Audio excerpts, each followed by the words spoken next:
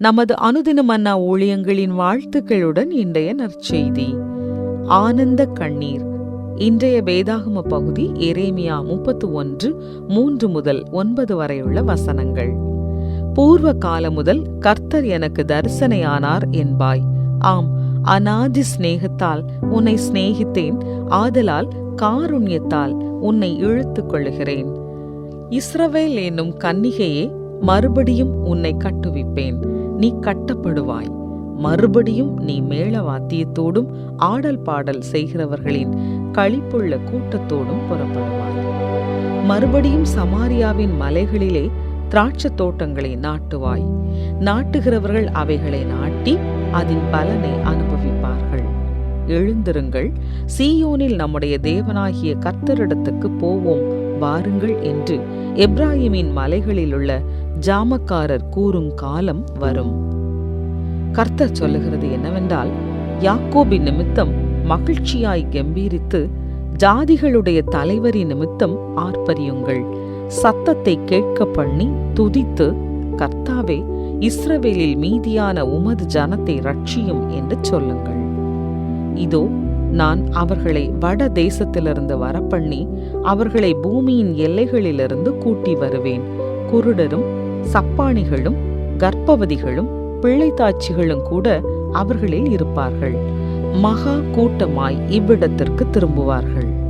அழுகையோடும் விண்ணப்பங்களோடும் வருவார்கள். அவர்களை வழி நடத்துவேன்.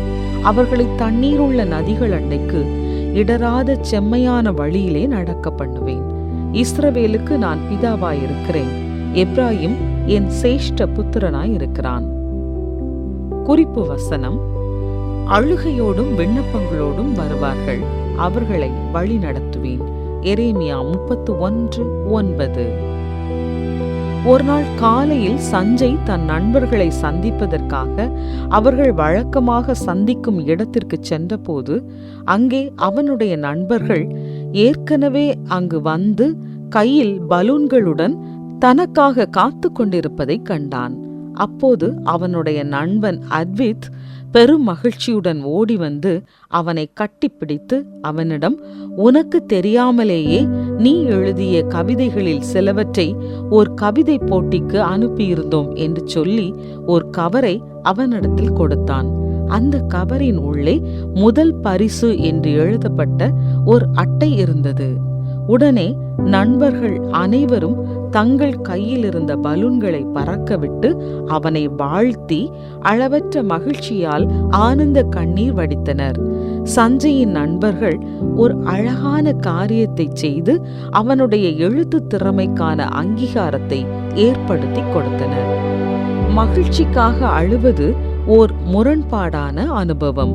கண்ணீர் பொதுவாக வலியின் வெளிப்பாடாகவே இருக்கும், மகிழ்ச்சியின் வெளிப்பாடாக அல்ல. மேலும் மகிழ்ச்சி பொதுவாக கண்ணீரால் அல்ல, சிரிப்பாலேயே வெளிப்படுத்தப்படுகிறது.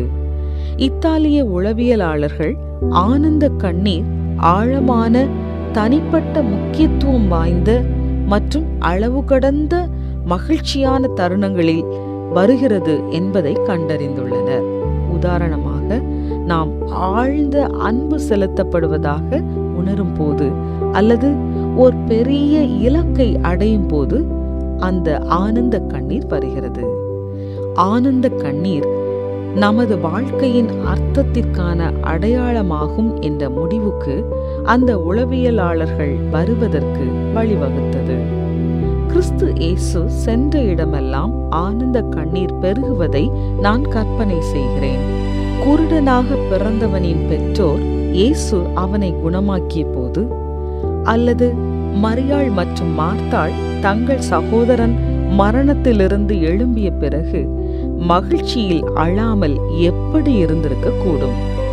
தேவனுடைய ஜனம் ஓர் மறுசீரமைக்கப்பட்ட வாழ்க்கைக்கு கொண்டு வரப்படும் போது அழுகையோடும் விண்ணப்பங்களோடும் வருவார்கள்.